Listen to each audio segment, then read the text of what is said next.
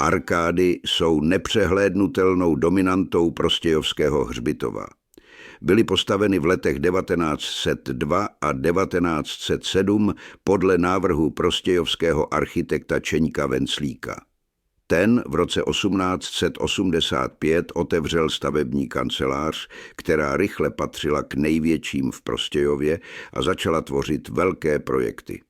Jedním z projektů byly právě tyto dvě čtvrtkruhové novorenesanční obloukové stavby.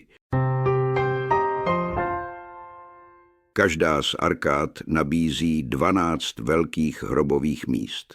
Slouží jako místo posledního odpočinku pro bohaté rodiny a významné prostějovské osobnosti, například v pravé arkádě Oldřich Machač, hokejový obránce, držitel 3 zlatých medailí z mistrovství světa v ledním hokeji a 3 medailí z olympijských her. Byl zařazen do síně slávy IIHF i síně slávy českého hokeje.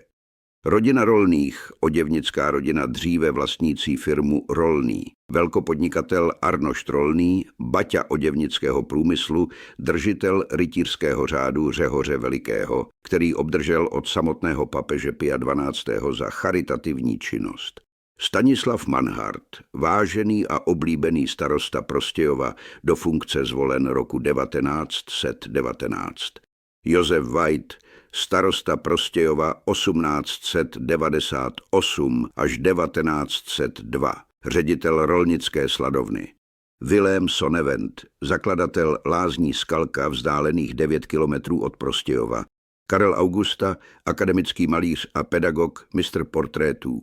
Tomáš Podivínský a jeho syn Jan Podivínský, politici, poslanci Moravského zemského sněmu. Dcera Jana Podivínského byla matkou Otty Vichtrleho.